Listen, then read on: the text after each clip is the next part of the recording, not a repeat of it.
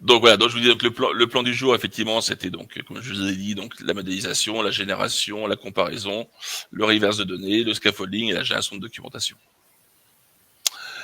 Donc voilà, donc la planche, effectivement, qui vous redonne les différentes versions d'Oracle. On verra un peu plus loin dans la bande démonstration jusqu'à quelle version d'Oracle et Postgre, ainsi de suite, on supporte. Tout en sachant qu'il y a une version 3.2 qui devrait sortir dans pas longtemps du studio qui augmente encore les performances sur les drivers de base. J'en étais ici à cette planche de scaffolding. Donc, ça permet de faire de la transformation de modèle entre un MLD, un MPD et bien sûr des générateurs de script SQL ou l'Equibase. Et on le fait dans l'autre sens. Effectivement, on fait un reverse de base, on remonte à MPD et on peut aller jusqu'à MLD. Je vous montrerai donc en finale qu'on pourra remonter sur de la modélisation qu'on appelle Entity, qui est plus de la conception côté base de données, donc les objets métiers et tout ça. Et on peut tout synchroniser. Entre toutes ces transformations, nous avons un modèle spécifique qui s'appelle le scaffold, qui permet de conserver les traces entre toutes les modifications et de conserver, en fonction de certaines règles, des modifications qu'on peut faire. On finira par la gestion de documentation. Donc là, on va utiliser un module qui s'appelle M2Doc, qui est aussi open source, vous avez le site ici, qui permettra de faire la génération de documentation. Donc je vais tout de suite passer en démonstration. Donc pour ça, j'ai lancé le studio, donc Yes Designer à la version 3.1. Donc je me suis préparé un petit projet qui s'appelle donc Demo Yes, qui est un projet de type modeling. Donc pour commencer, je vais mettre en place un modèle de type database. Donc pour ça, c'est tout simple, il suffit de faire New, Other, et dans l'ensemble proposé, on va chercher database. Donc je passe par le wizard, je le sélectionne, je fais Next. À partir de là, il me demande effectivement de lui mettre un nom.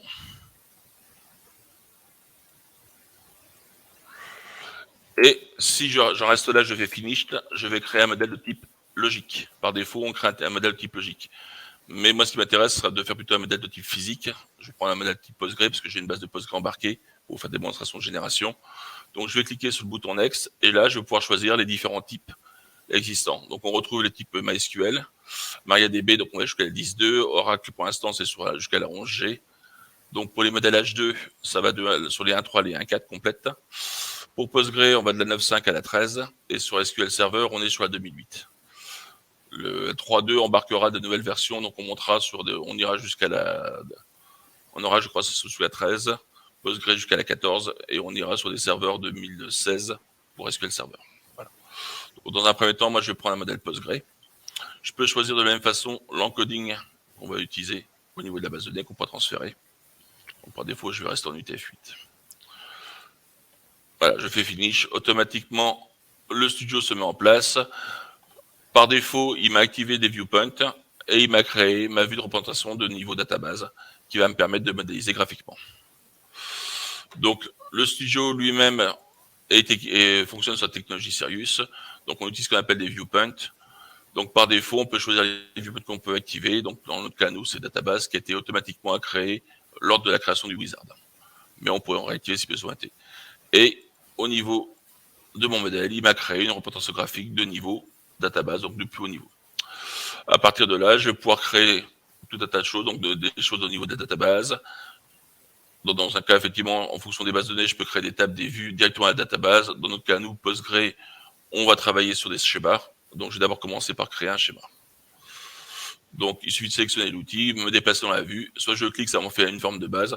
Soit je peux la créer en l'étirant, tout simplement. Donc, il me crée mon schéma. Et dans la vue propriété que j'ai en dessous, j'ai une vue qui synchronise, qui me permet de renseigner des textes, donc des informations. Donc, dans mon cas ici, effectivement, soit le nom, que je peux modifier ici, mais je peux aussi directement le modifier ici, au niveau du graphique, que je vais faire directement.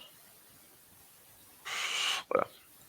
Je peux aussi à tout moment mettre des commentaires, donc ce qui est très pratique, parce que les commentaires vont permettre aussi d'être diffusés dans la base de données si besoin.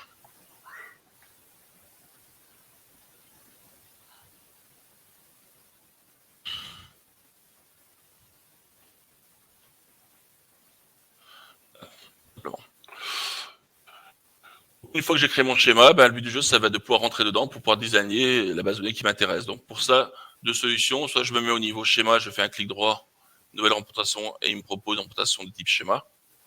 Soit, l'autre solution, c'est je double-clique directement dans mon objet. Il m'amène au même endroit, dans la même vue. Et à partir de là, il me demande de créer le nom que je veux. Donc, par défaut, j'ai schéma, ce qui m'intéresse. Voilà, donc le schéma arrive. Et je retrouve une palette outils. Donc, par contre, elles ont un peu changé. Je suis au niveau schéma maintenant.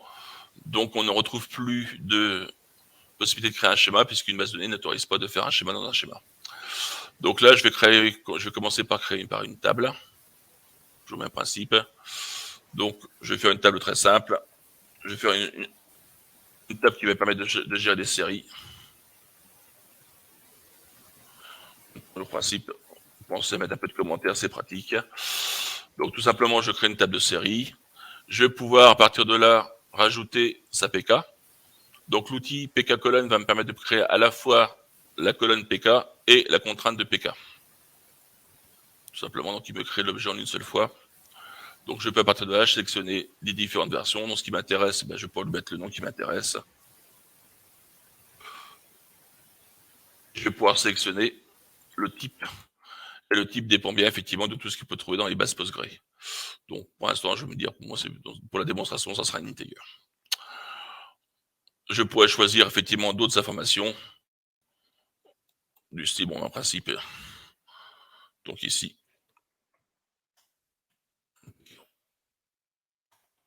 la table. Voilà. Pour la contrainte de PK, si je la sélectionne, automatiquement, l'outil a été directement fait pour récupérer le nom de ma table, ajouter underscore PK. Il a directement liaisonné avec la colonne qui nous intéresse. Et même principe, je pourrais mettre un commentaire. Voilà. Donc, ça m'a permis comme ça de créer directement donc une table avec sa PK et sa contrainte. Maintenant, je vais pouvoir ajouter dessus une colonne. J'appuie sur, je vais chercher mon outil colonne, je clique dans ma vue colonne, dans ma table, ce qui me permet d'avoir une colonne. Même principe, je peux lui mettre son nom.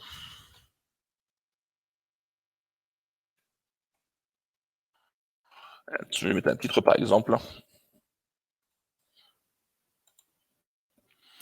Et là, je vais pouvoir choisir effectivement, on va lui prendre un type par char.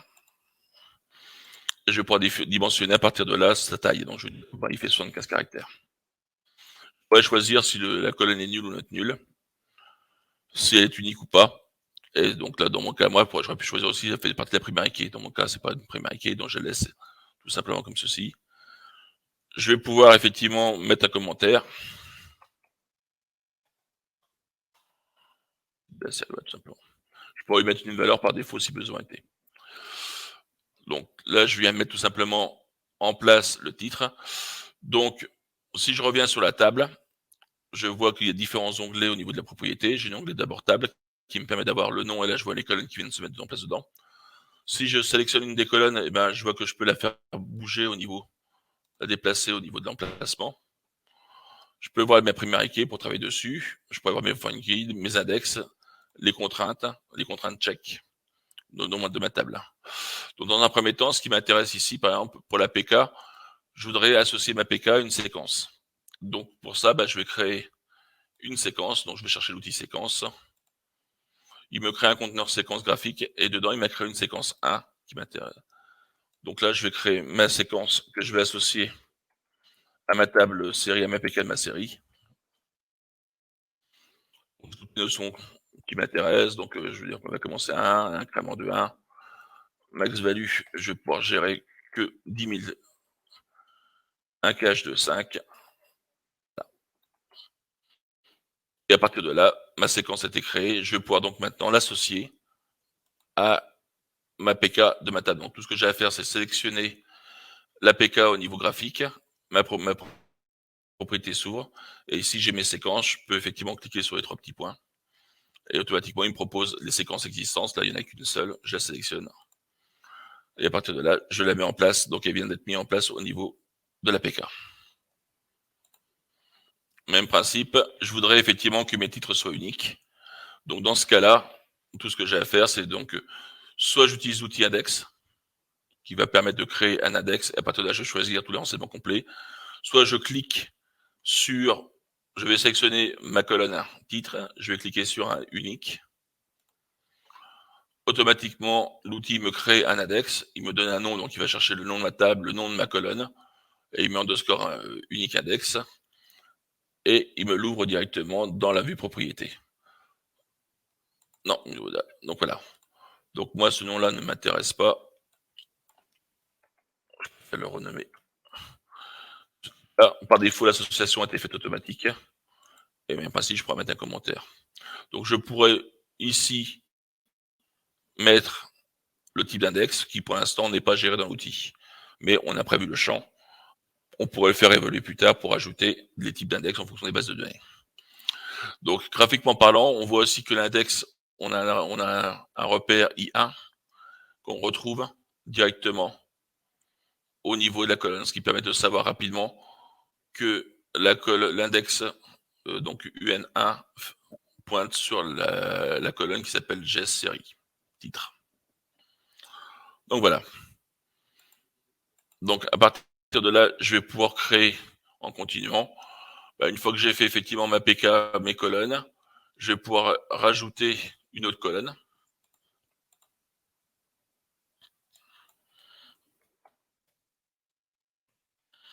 Donc le but, ça va être tout simplement, je vais voir une colonne qui va me permettre de savoir si ma série est d'origine française ou pas. Donc je vais dire de type booléenne, tout simplement. Et par défaut, elle est nulle possible. Donc là, on voit aussi graphiquement parlant que la colonne GS série VF n'est pas en gras. Donc ça nous permet graphiquement parlant de savoir qu'effectivement entre les différentes colonnes graphiques, on voit toutes celles qui sont en gras, elles sont notes nulles, celles qui ne sont pas en gras sont nulles possibles. Donc ça permet de voir graphiquement parlant. Au niveau de ma contrainte, je vais pouvoir rajouter une contrainte. Je voudrais que au niveau de ma base de données, au niveau du champ série VF, je ne veux mettre que oui ou non, true ou false. Plutôt. Donc pour ça, je vais rajouter une contrainte pour être certain. Pour du boulin, c'est pas très utile, mais bon, c'est juste une démonstration.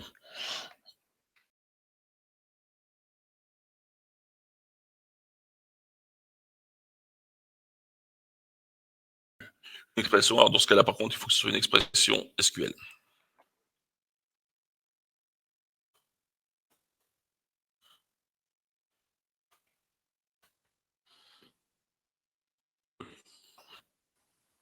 Et il me rajoute une contrainte directement ici. Et la contrainte, vous voyez qu'elle est venue se positionner. On a un petit triangle bleu qui s'est venu se positionner au niveau de la table, qui permet de dire qu'on a une contrainte, au moins une contrainte qui est existant dans la table. On ne sait pas combien, on ne sait pas sur quoi, mais on sait qu'on a au moins une. Donc voilà. Donc je vais m'arrêter là pour la manip pour l'instant pour cette table-là. Je vais en profiter pour faire une sauvegarde.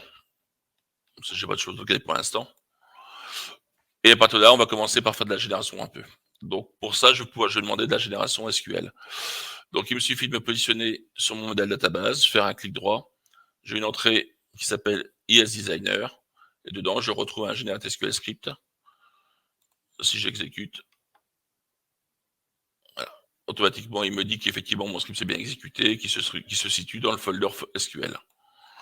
Donc si j'ouvre le folder SQL, je vais trouver effectivement d'abord un premier répertoire qui est le type de la base de données, et après un système de redatage entre le nom de la database, sa date, et après l'heure à laquelle c'était créé, et je vais retrouver les différents scripts. Donc le script O permet d'avoir un script global complet, et après j'ai les différentes créates, ce sont des scripts par objet.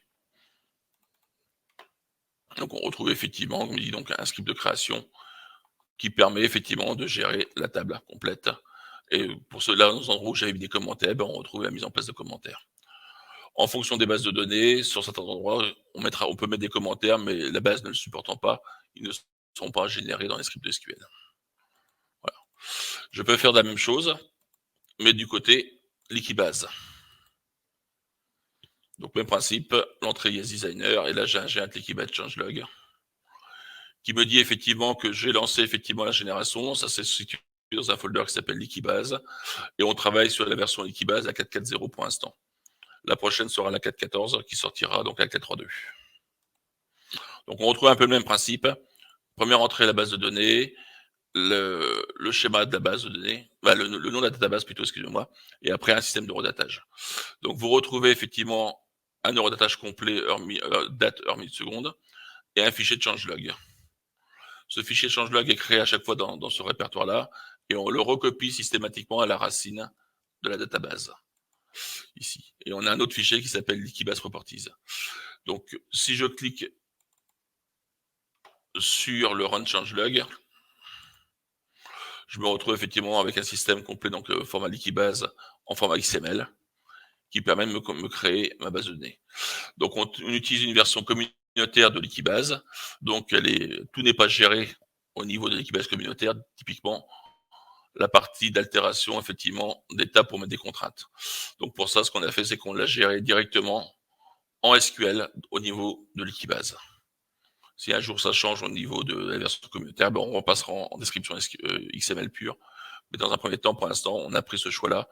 Ce qui n'est pas géré par la version communautaire, on le gère avec des scripts SQL, comme c'est possible dans Liquibase. Donc ça m'a permis effectivement de créer mon script. Maintenant, à chaque fois que je lance la génération Liquibase, la première fois que j'exécute, si le répertoire n'existe pas au niveau de la database, il me crée un fichier qui s'appelle liquibase.properties, correspondant à la base de données. Donc, c'est le fichier de paramétrage qui va me permettre de faire la connexion à la base et d'exécuter le fichier Liquibase dans la base de données. Donc, pour ça, il est préparé. Donc, j'ai mon lien JDBC. Donc, pour l'instant, il va falloir que je le paramétrer du style ici. Moi, ma base est en local.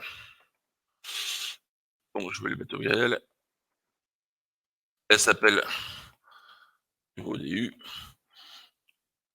Et je vais pouvoir lui mettre les mots de passe, les passwords, qui permettent de me connecter à ma base de données.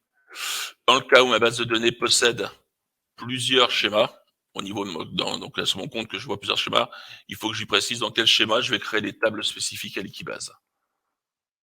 Donc à moi c'est GS. Donc je sauvegarde le fichier. Donc pour ça, on va aller voir effectivement. Donc j'ai ma base de données qui tourne derrière. Donc voici ma base de données, le schéma GS donc qui est bien vide pour l'instant. Mon schéma pareil RF qui est vide. Donc je vais pouvoir à partir de là exécuter mon script pour remplir ma base de données. Donc pour ça, je me positionne sur le fichier qui s'appelle run changelog XML. Je fais un clic droit. J'ai un menu contextuel qui s'appelle Liquibase et j'ai un appui de changelog. Automatiquement, ce que fait le wizard, il va me lire le fichier Liquibase Properties, m'extraire les données qui l'intéressent, me les afficher, ce qui va me permettre de les modifier. Par contre, si je modifie le user ou le password, peu importe, ils ne seront pas sauvegardés dans le fichier Properties. Il faut que j'édite les fichiers Properties pour les modifier. Là, c'est juste une modification juste à l'exécution. Donc là, par défaut, mon chemin est correct, donc je fais OK. Il me dit que l'exécution s'est bien passée. Donc si maintenant je retourne sur ma base de données et je rafraîchis,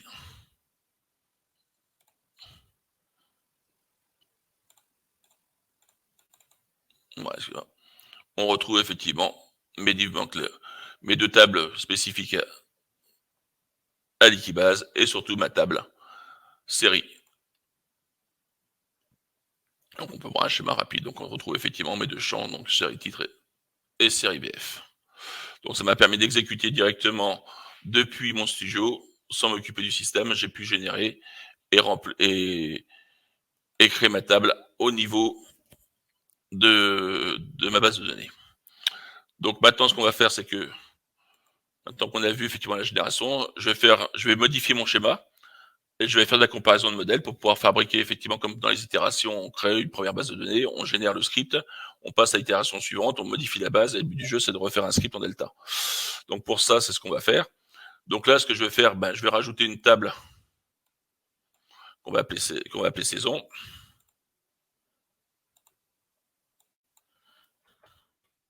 Et c'est très rapide. La table saison, on va lui mettre sa PK parce que j'en ai besoin.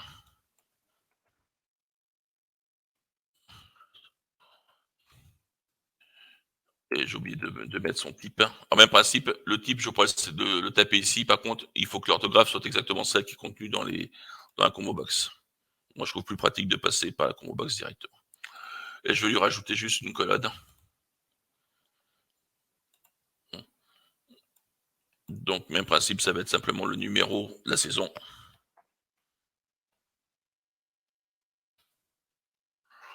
Voilà. Donc, j'ai mis en place donc une table saison. Et à partir de là, ça me permet de vous montrer l'outil donc Foreign Key, qui va me permettre effectivement de mettre une Foreign Key entre ma série et ma saison.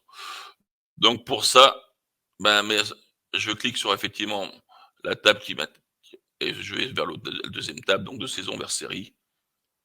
Il me crée ma foreign key, qu'il a appelée FK1, je vais pouvoir la renommer. Donc moi, ce qui m'intéresse, c'est d'avoir un nom plus parlant. Donc la saison.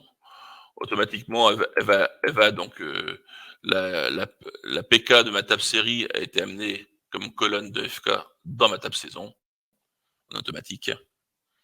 Et même principe, je pourrais mettre là aussi un commentaire. À tout moment, si vous préférez, effectivement, vous pouvez déformer vos flèches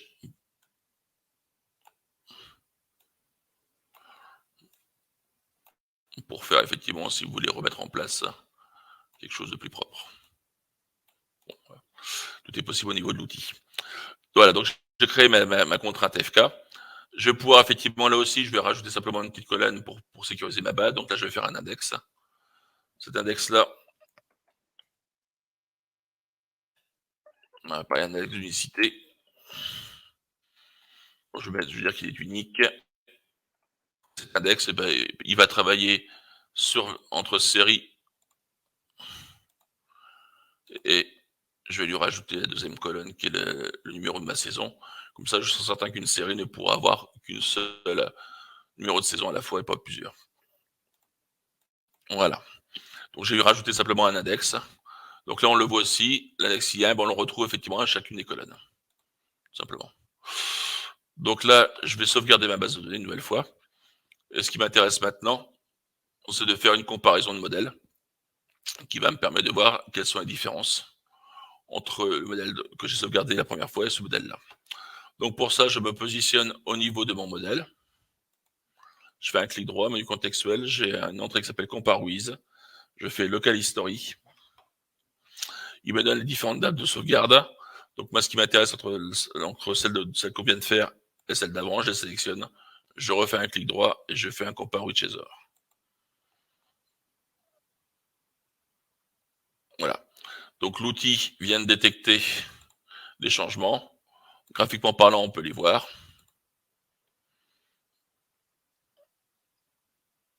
Je vais descendre un peu ma table pour qu'on voit. Voilà. Donc il a vu effectivement qu'il y a une table qui a été créée, qui a été mise en place. Donc il me permet effectivement de voir tout ce qui s'est passé dans ma base de données. Donc je vais pouvoir à partir de là lancer donc soit une génération ici, donc l'Equibase, ou même principe SQL. Donc là, ce qui m'intéresse, je vais faire la génération, donc l'Equibase. Donc même principe, il me dit qu'il a fait une nouvelle entrée. Donc si je me replace du côté de l'Equibase, on a vu effectivement une deuxième entrée qui vient de se créer ici. Ce qui s'est passé, c'est qu'il a créé la deuxième entrée. Dans cette entrée-là, il a créé le fichier run changelog et il l'a recopié à la place de l'autre, à la racine, pour qu'on puisse exécuter directement. Donc, même principe, j'aurais pu faire ça aussi avec du SQL. Donc, si maintenant je reprends mon fichier de changelog, voilà, on retrouve effectivement les créations. S'il y a eu une altération, il y aurait eu une altération, j'aurais pu faire une modification. Je l'ai oublié, j'aurais pu vous faire une altération sur la table série en rajoutant la colonne synopsis. Et on aurait vu un alter passer au niveau de la base de données pour la création. Donc, même principe ici, je peux faire la même chose. Je peux lancer l'exécution.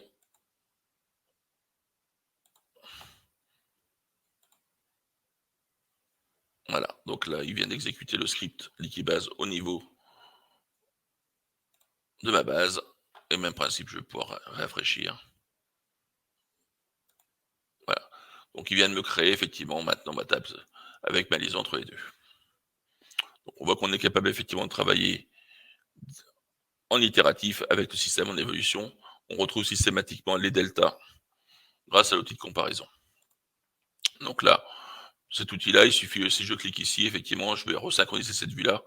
Donc, je vais pouvoir rentrer aussi profondément et aussi finement que cela m'intéresse pour voir les différentes données qui ont été modifiées. et à chaque fois, il me dit ce qui était modifié par rapport à ce qu'il y a eu avant. Le principe, et pour l'instant, je vous l'ai fait en comparaison locale. On pourrait faire la même chose sur 2 fichiers de modèles. Par contre, il faut que les modèles soient identiques, donc que ce soit des modèles de database. On peut pas mélanger les modèles, bien sûr.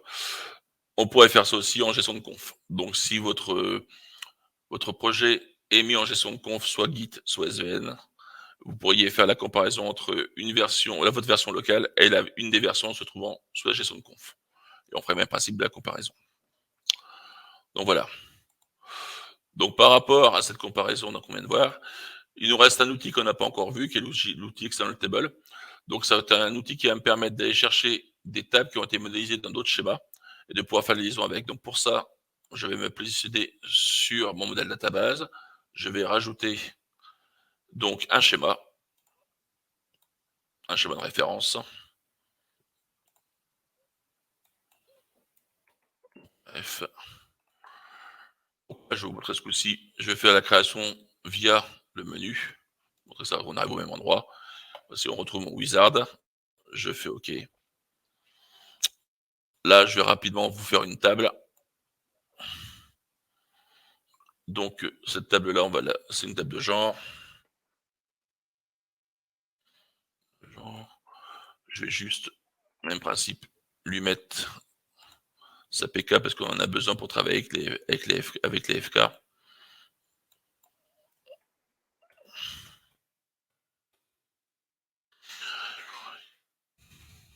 Et une fois que j'ai fait ça, je rajoute une colonne rapidement de libellé.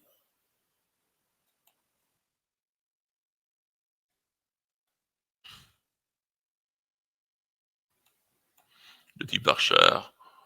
Et là, on va lui mettre, il fait 30, par exemple. Simplement. Donc, j'ai ma table qui a été créée. Donc là, je reviens sur le schéma GS. Je vais pouvoir cliquer sur mon outil External Table, cliquer un emplacement. Automatiquement, il me propose ce qu'il voit dans le système. Je peux ouvrir.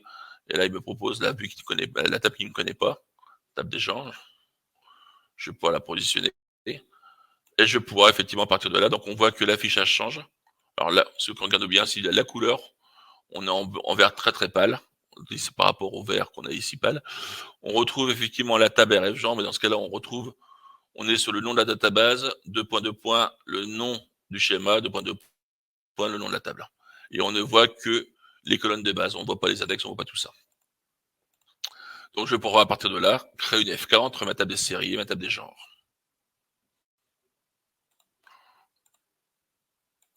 Voilà. Alors, il nous reste cette petite fonctionnalité qu'il faut qu'on s'arrange pour supprimer. À partir de là, je pourrai, même principe, lui rajouter son nom qui m'intéresse. Ah. Je viens de créer ma FK entre ma table, qui me permet effectivement de voir ça. Donc, on a 2 options au niveau du modeleur. On a des niveaux de calque. Par exemple, au niveau schéma, là, on voit actuellement, vous avez effectivement les index qui sont visibles. On peut cliquer ici pour voir les différents schémas qu'on peut activer ou désactiver. Par défaut, ils sont tous actifs. Mais si je désactive les index, ça permet de réduire un peu l'affichage qui nous intéresse. Même principe, je peux demander de ne plus voir non plus les tables externes. Voilà. Ou effectivement de voir un schéma complet. Donc, ce sont d'autres possibilités de l'outil. Voilà. Donc, même principe, là, je vais pouvoir effectivement refaire une sauvegarde. On ne l'exécutera pas, mais simplement pour voir la différence. Donc, je relance une comparaison entre celle-ci et celle-ci. Et ce coup-ci, on va voir qu'effectivement, au niveau de ma table série, j'ai un alter qui se passe, parce que j'ai une colonne qui vient de s'être mise en place, qui permet de faire la liaison. Donc, au niveau schéma, j'ai bien effectivement, à partir de là, une foreign key qui a été mise en place à la place qui n'existait pas avant. Donc, même principe, je pourrais générer le fichier Likibase et exécuter la modification. Voilà. Donc, pour la modélisation, donc je vais en rester là. Donc, vous voyez que c'est quand même très simple d'utilisation. Pas très compliqué. On peut modéliser effectivement, on est dans un Eclipse effectivement, donc on peut effectivement possibilité d'ouvrir en grand si besoin était. La seule solution, c'est que là, on perd la vision properties. Et Donc, ce que je vais faire maintenant, c'est que je vais vous montrer maintenant qu'on a vu effectivement donc la modélisation, on a vu la génération SQL et on a vu la génération donc Liquibase, on a vu la comparaison de la base de données. On va faire du reverse base. Donc pour ça, ce que je vais faire, c'est que je vais me positionner sur mon projet, je vais faire un clic droit, je vais demander un import, et là je vais taper database, et au niveau database, j'ai un import database qui apparaît. Donc là, qui me permet effectivement de me connecter à une base de données et de récupérer tout ce qui est dans la base de données. Donc pour ça, je vais définir quel type de base qui m'intéresse. Donc c'est une base Postgre, comme toujours. Donc là, je suis en localhost.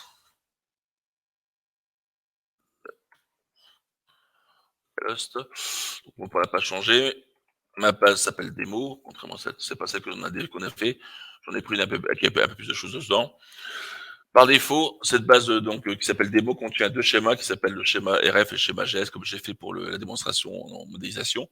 Un schéma donnant les données de référence et un schéma donnant les données applicatives. Donc, ce que je vais faire, c'est que je vais d'abord récupérer la modélisation du schéma de référence.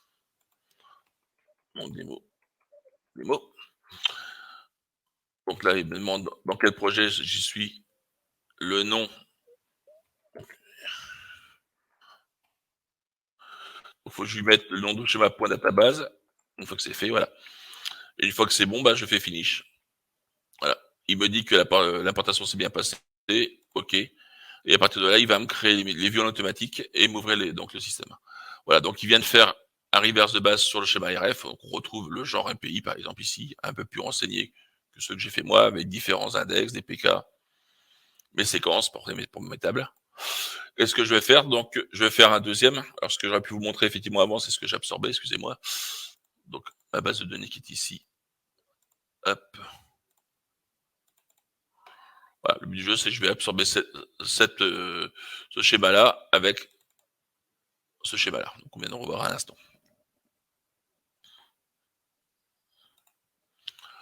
Donc, je vais refaire une deuxième passe. Je vais refaire un import. Même principe database. Donc là, je vais ressaisir mon système.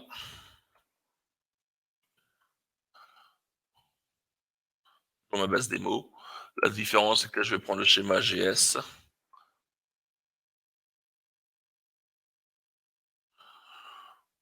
Je vais lui donner le fichier qui m'intéresse, donc c'est gs.database.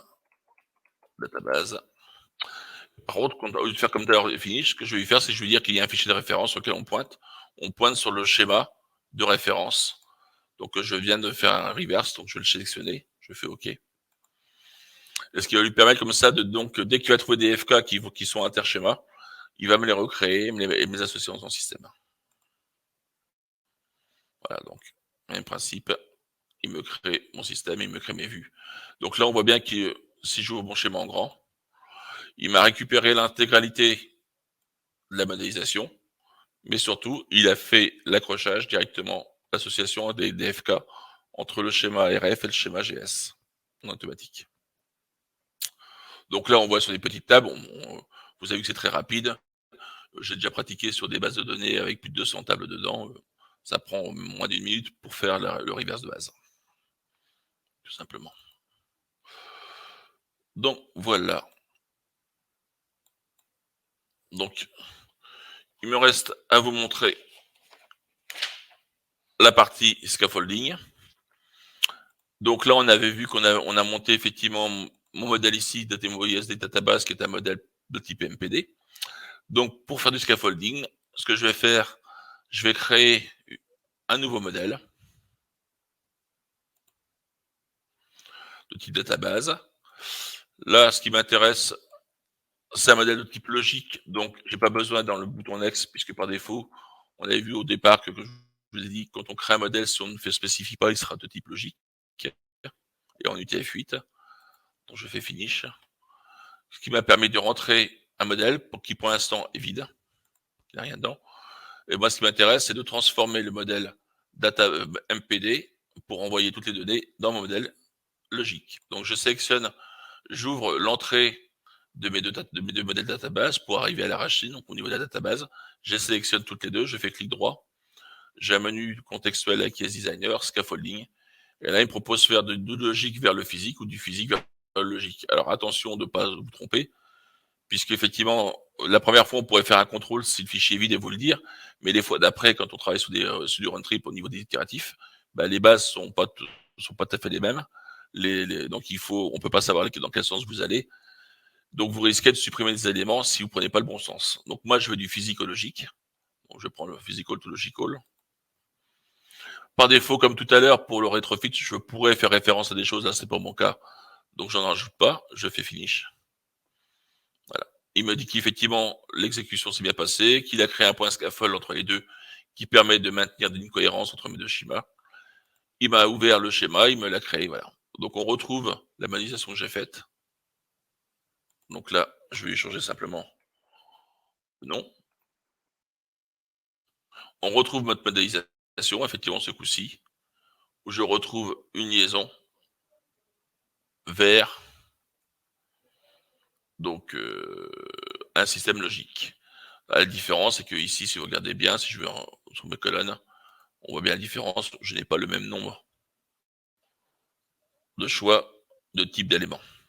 Donc bien sûr, pour faire cette transformation-là, on a mis en place des tables de transtypage dans le système qui permettent de définir entre chaque base de données qu'est-ce qui se passe quand je parle du MPD vers le MLD, et même principe dans l'autre sens. Où là, effectivement, on n'a pas le choix, on a pris un cas particulier, même s'il y a plusieurs possibilités du côté MPD, on a fait le choix sur une entrée particulière pour dire, mon binaire, ça sera tel type derrière, et ainsi de suite.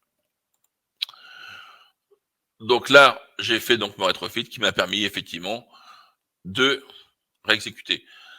Si je fais effectivement, si je reviens sur mon modèle ici, alors je pourrais rajouter ici ma colonne synopsis.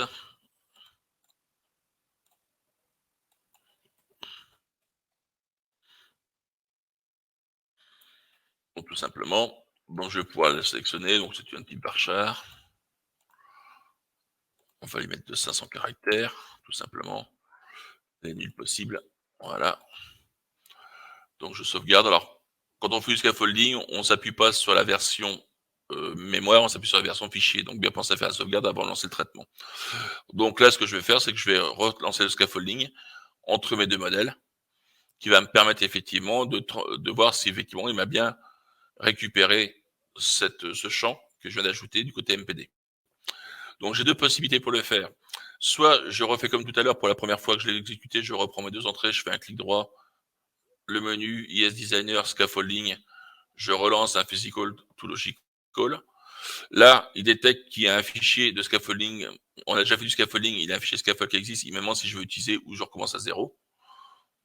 Une autre solution, ça serait de rentrer directement dans le fichier scaffold, de sélectionner tout simplement mon fichier, mon modèle scaffold, clic droit, IS Designer, même principe ici. Et là, par contre, il me pose plus la question, il exécute directement, puisqu'effectivement, on est parti sur le système scaffold. Donc, si je sauvegarde, et je vais revoir dans mon schéma, on voit bien que mon synopsis est arrivé. Alors, même principe, si j'aime pas la mise en place, je peux à tout moment remonter et remettre en ligne mes différents champs. C'est un choix. Donc voilà. Donc au niveau scaffolding, on a vu donc la transformation de MPD vers MLD, mais l'outil étant capable de me faire de la modélisation de niveau, on va dire conception, donc en gros avoir une vue de la base de données côté développement et côté modélisation du système. Donc ça s'appelle Entity. Donc ce que je vais faire, c'est que je vais transformer aussi mon modèle logique en modèle physique, en modèle Entity, excusez-moi. Donc pour ça, je vais faire une nouvelle entrée. Donc, je vais passer directement par le menu ici, ce sera plus simple. New, Other. Donc là, je vais chercher mon modèle entité.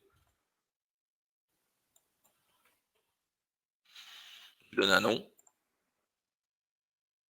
Donc voilà, donc le modèle entité, bon, il a deux notions, des notions de namespace, nom de domaine, en gros des packages, et dedans, je vais pouvoir créer effectivement des entités dans lesquelles j'ai des attributs et je pourrai mettre des relations.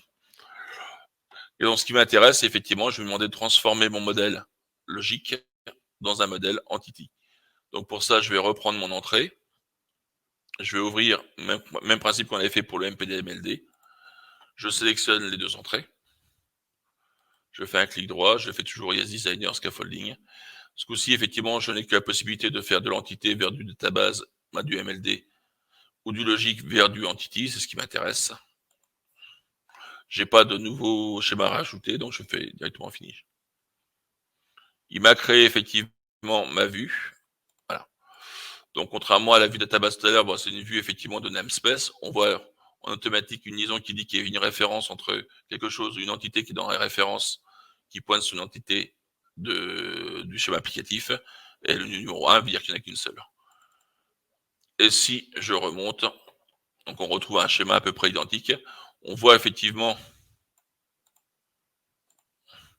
que les schémas, les noms ont été transformés pour enlever des espaces, des underscores, tout ça, pour redire en camel case. Les types ont pas le même principe, on a transtypé les types pour avoir des types correspondant à ce qu'on a au niveau d'entité. Mais on s'aperçoit qu'on avait des contraintes d'unicité qu'on avait mis en place, on avait des noms physiques qu'on n'a plus, des tailles qu'on ne trouve plus. Bon, en fin de compte, elles ne sont pas perdues. Elles ont été transformées dans une nouvelle vue.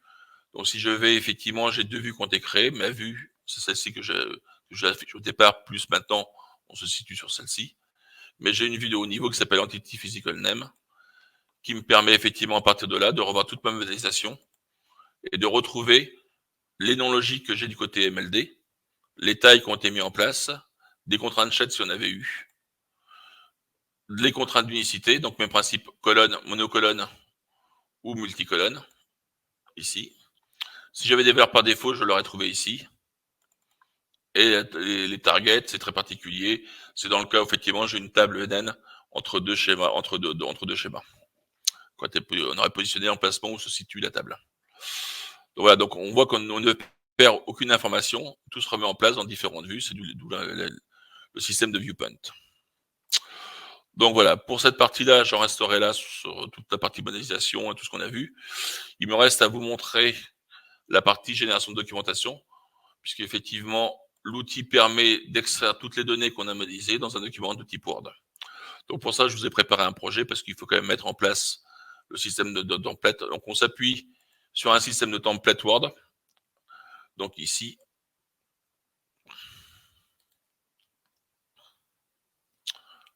hop. Donc voilà, donc j'ai un document de type ce type-là, Word, dans lequel, voilà, pour l'instant on ne voit rien, on utilise les variables spéciales style depuis le postage. Voilà. Donc on remplit un document avec un système de mise en page Word complet. Et au niveau des champs, on va mettre en place un système de substitution avec des balises F9, contrôle F9. Et on va permettre de dire effectivement, parcourir tout le système, récupérer, on a des instructions spécifiques pour récupérer les images. Donc pour ça, bon, c'est un peu spécialisé, mais c'est pas très compliqué à faire. Donc, pour aider, il faut voir que dans l'aide, on a une aide complète sur l'outillage complet du système. Donc voilà, donc on a toute une aide complète. Donc, celle qui nous intéresse, bon, ce que j'ai montré sur Database, vous l'avez directement ici dans ISD, modèle base de données scaffolding. Vous avez une aide sur ce que je vous ai montré, bon, très succincte, mais vous avez comme une aide. Et pour M2Doc, eh ben, au niveau Database Service, on va retrouver, par exemple, tout ce qu'on peut récupérer, donc au niveau Database, tous les attributs qui nous intéressent avec la façon de les appeler. Et dans le cas où il y a des services de haut niveau, eh ben, on a aussi le nom du service avec sa façon d'utiliser et sur quel objet ça apparaît. Donc, en utilisant cette doc-là, c'est ce qui m'a permis de faire la template qui permet de récupérer les informations. Donc, pour ça, j'ai mis en place une template. La template, je l'ai associé à une fichier de configuration qui permet de dire sur quel modèle je travaille, si j'ai des variables internes, qu'est-ce que je mets comme valeur dedans, et quel est le nom de fichier résultant. Donc, pour ça, et une fois que j'ai fait ça, tout ce qui me reste à faire, c'est faire un clic droit. Et là, j'ai un généré de documentation qui apparaît. Donc, ça prend un peu plus de temps. Plus vous aurez de graphiques, plus ça prendra du temps. Mais c'est quand même assez rapide. Voilà, donc là, vous voyez, la génération, c'est fini. Et si je vous affiche le résultat, hop. Donc, on retrouve effectivement le même document de template que je vous ai donné. La différence, c'est que certaines données ont été rentrées, du style le nom de mon projet que j'avais pas saisi, la valeur, ça c'est ce que j'ai mis dans le fichier de configuration. Et derrière, en se déplaçant, tous les champs ont été remplacés par les valeurs qui ont été trouvées au niveau de la modélisation. Donc on retrouve effectivement mes commentaires, les noms de mes tables. Derrière, il a été récupéré directement les graphiques qu'il m'a mis en place directement dans le document. Voilà. Et après, derrière, on a différents choix. Donc, oui, on peut mettre des croix, on peut faire mettre des croix, on peut mettre du texte à la place, on peut tout récupérer. Donc là, j'ai fait un dictionnaire de données complète papier, très précis de tout l'ensemble complet de la base de données. Mais j'aurais pu faire un dictionnaire plus succinct si j'avais voulu. À moi de mettre en jour les templates pour pouvoir les mettre en place. Merci. Voilà. Merci Didier. Et de rien. Donc effectivement, c'était très clair, je pense. Donc on a quelques questions. N'hésitez pas, si vous avez des questions, à aller les poser donc, dans la section Q&A donc à droite de votre écran normalement. Alors, il y a déjà quelques questions. Donc la première, je vais l'afficher. Voilà, donc tu parlais tout à l'heure, je crois, d'une volumétrie de 1000 tables. J'ai la plus grosse que j'ai eue, c'était 250-300 tables à peu près. Ouais, donc là, donc t'as pas pu non, faire 3000 tables, ça posera pas de problème parce que je vous dis, donc ça prendra peut-être 2 minutes ou 3 minutes maximum. Je sais, j'ai jamais testé, j'ai jamais eu une aussi grosse base. Le seul problème qu'on va peut-être avoir dans le système, c'est pour la mise en page de 3000 tables, si elles sont donc dans un seul schéma. Bah voilà, c'est la visualisation qui va être plus compliquée, mais c'est tout. Mais autrement, il n'y aura aucun problème. Ça peut être mis sans problème. J'ai jamais testé, je vous avouerai, mais l'outil ne pose pas de problème au niveau de la quantité. Ok. Donc, après, si vous faites une génération comme j'ai fait de documentation, si vous avez un seul schéma de 3000 tables, on sait bien que c'est pas la peine de le mettre dans le document parce qu'il sera illisible. Ou s'il est découpé en multi-schémas avec des peu de tables dedans, on peut le rajouter. Par contre, si vous avez du style de 300 schémas, ça prend du temps à s'imprimer parce qu'il va recalculer systématiquement toutes les représentations graphiques et vous les mettre dans le document. Mais c'est pas non plus l'ordre de 3 heures, quoi. C'est de l'ordre entre 5 et 10 minutes s'il y a beaucoup d'images. Pour l'instant, moi, je suis toujours resté aux environs en dessous de 2 minutes pour fabriquer mon document Word complet. Ok, merci. Donc, autre question, alors qui s'adresse peut-être plus à OBO. Du coup, quelle est l'interface avec OBO Smarty, en particulier avec les entity diagrammes? Donc, pour rappel, donc OBO Smarty donc, est un outil de modélisation d'architecture d'entreprise qui est développé par OBO. Et donc, alors qui couvre à peu près les mêmes couches qui sont couvertes par IS Designer, mais avec un niveau d'abstraction plus élevé. L'objectif, c'est pas de rentrer dans le détail de conception au même niveau que IS Designer. Donc, dans OBO Smarty, on va couvrir les aspects métiers avec la modélisation des processus métiers, les acteurs, ce genre de choses. Il va y avoir une partie applicative avec les applications, les services applicatifs, jusqu'à la couche technologie, où on va pouvoir retrouver des bases de données, des serveurs, des machines, ce genre de choses. Donc, OBO Smarty, de base, s'appuie sur Archimate, mais peut intégrer le métamodèle IS Designer. Donc, on a une extension dans OBO Smarty qui permet de manipuler tous les concepts de Entity Designer, mais aussi tous les autres modeleurs dont j'ai parlé au tout début. Et donc, d'avoir dans Smarty le même niveau de détail qu'on a dans IS Designer. Donc, pour l'instant, les deux modèles cohabitent, mais on peut mettre en place, au besoin, des liens de traçabilité entre les objets qui sont dans Archimate et puis les objets qui sont dans IS Designer. Donc, voilà, il y a une intégration qui existe déjà et qui peut être utilisée. Je ne vois pas d'autres questions pour le moment. Moi, j'en avais une autre. Alors, j'ai vu passer tout à l'heure une question, mais elle a peut-être été supprimée sur le support de DB2. Est-ce que tu peux rappeler les bases de données qui sont supportées à la fois dans le reverse, mais aussi dans la partie génération de code? Parce qu'en fait, la génération de schéma, je veux dire, schéma de base de données, est-ce que c'est les mêmes bases qui sont supportées? C'est exactement les mêmes, tout à fait, oui. Donc, on supporte Oracle, Postgre, MariaDB, MySQL, H2, SQL Server. Pour l'instant. Il y avait une question. Par contre, on peut faire une évolution sans aucun problème. Ça avait été déjà demandé justement pour DB2. Donc, c'était l'Éducation nationale qui l'utilise et qui nous avait posé la question. Ça a été estimé entre 3 et 4 jours. Ça va dépendre de la complexité de ce qu'on veut faire pour rajouter la cartographie d'une base DB2. Et à partir de là, on pourra faire de la modélisation DB2 et du reverse de base DB2. Dans les deux sens, bien sûr. Et du scaffolding. Ce qui prend un peu de temps aussi, c'est mettre en place le scaffolding. D'accord, donc... c'est pas très long, quoi. Rajouter dessus, c'est une toute petite tâche. Ouais, pour faire le reverse. Et pour la partie génération des schémas, du coup, comment... Alors, normalement, si je me souviens bien, l'Equibase, alors SQL, alors, pour la petite histoire, SQL était la première version qu'on a mis en place avec les générateurs. On vient de passer, donc, il y a 1 an et demi de ça sous l'Equibase. Et au final, je pense que la partie SQL va s'arrêter plus ou moins rapidement. Restera en place comme elle est, n'évoluera plus au profit de l'Equibase, parce que l'Equibase, lui, gère, puis effectivement, ceux qui le connaissent, on gère, je crois, 25 bases de données différentes, dont DB2. D'accord. Donc, en passant par le système qui permet de générer les scripts de l'Equibase pour DB2, automatiquement, on pourra piloter une base DB2 sans aucun problème derrière, en script. D'accord. Et surtout, l'avantage, c'est que la communauté, la société qui développe l'Equibase gère les montées de version complète et toutes les transformations. C'est beaucoup plus simple. Alors, tant qu'on est sur les versions, donc, autre question liée un peu au support. Donc, pourquoi les limitations SQL Server 2008 ? Parce que on n'avait que ça dans le ministère des Armées à l'époque. Donc, on a travaillé sur la version 2008, mais je vous ai dit qu'on version donc la 3.2 qui va sortir dans moins d'1 mois. On est en train de finir de la débugger. Et donc, on devrait passer en 2016, si je me souviens bien, je crois.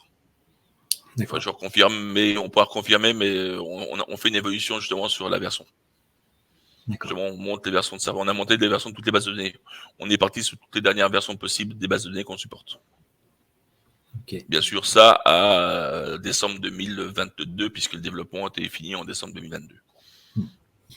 Alors, je vais d'abord poser celle-là avant. Donc, il y avait, peut-on importer facilement les entity diagrammes du USD dans Smarty et réciproquement.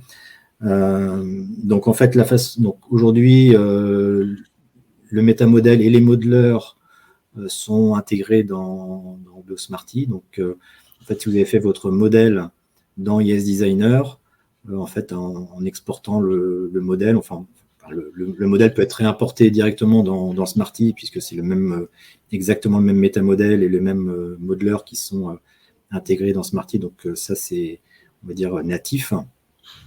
Et pareil, si vous modélisez des bases de données ou des entités dans Smarty avec l'extension ISD, forcément, le résultat pourra être intégré directement dans ESDesigner.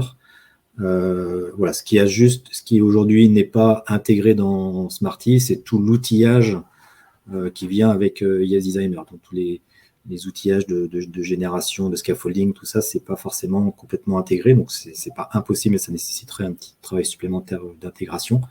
Mais en tout cas, aujourd'hui, si vous modélisez dans Smarty avec l'extension, vous pouvez communiquer avec ISD. Donc, vous pouvez gérer en parallèle les deux activités.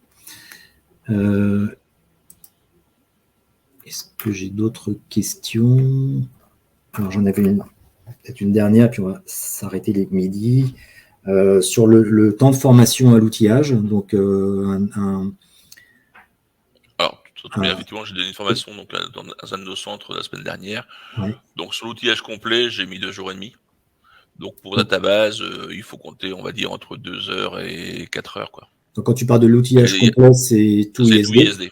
Voilà, tout donc ISD. Tous les modeleurs. Et sur la partie pure, tous les modeleurs, toute la façon de faire. Ouais, sur la partie... J'ai mis 2 jours, tout sauf cinématique, parce que cinématique est un peu plus complexe. Ouais. Il y a toutes les couches sauf cinématique. Par contre, effectivement, database, la database, vous l'avez vu vous-même, c'est pas très compliqué d'utilisation. C'est, on va dire, 1 heure, 1 heure et demie pour comprendre les concepts, tout ce qui est l'outillage autour, ce qu'on appelle l'OBE Designer, sur lequel on s'appuie. Et après, derrière, la particulier database, si on connaît la base de données, c'est une petite heure, quoi. Ok. Très bien, je pense qu'on est arrivé au bout du webinaire. Donc, merci encore, Didier, pour cette présentation. Donc, comme je disais, donc, on va prendre la vidéo et puis on va la mettre en forme et la publier rapidement, dès qu'on peut. Voilà, donc merci à tous d'avoir participé. Et puis, à bientôt pour un prochain webinaire. Donc, voilà, le sujet n'est pas encore complètement déterminé, mais peut-être que le lien avec Smarty, c'est un sujet qui pourrait éventuellement être abordé dans dans un prochain webinaire. Donc, merci encore à tous. Bon déjeuner. À bientôt. Merci à tous. Bonne journée. Merci Frédéric.